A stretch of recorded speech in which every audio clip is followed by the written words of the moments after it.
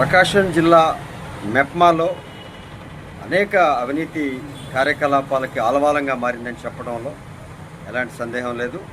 గత కొన్ని సంవత్సరాలుగా అనేక ఆరోపణలతో అవినీతి కార్యకలాపాలతో నిండిపోయినటువంటి ఆ మెప్మా కార్యక్రమాలపై ఒక విచారణ జరపాల్సినటువంటి అవసరం ఉంది. ప్రజాధనాన్ని కాపాడవలసినటువంటి అవసరం ఉంది. పట్టణ పేదరిక నిర్మూలన సంస్థ పేరుతో మెప్మా ఏర్పడింది. ఈ మెప్మాలో ఉన్న నిధులన్నీ ఆ యొక్క అధికారులు, ఆ యొక్క సంఘ సభ్యులు ఉప్మాలాగా తింటున్నారంటంలో ఎలాంటి సందేహం లేదు. మెప్మా వారికి ఉప్మాలాగా మారిపోయింది.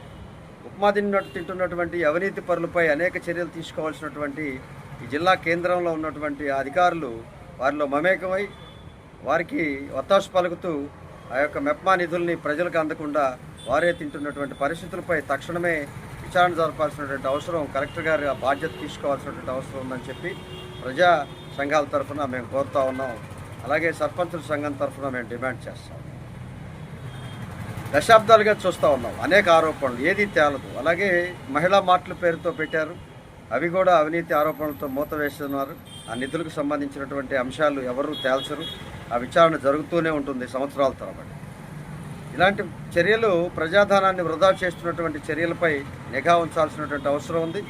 ఈ మెప్మాపై తక్షణమే ప్రత్యేకమైన విచారణ జరిపి ఆ యొక్క దోషుల్ని నిర్ధారించి వారి నుంచి ప్రజాధనాన్ని రాబట్టాలని చెప్పి మేము కోరుతా ఉన్నాం.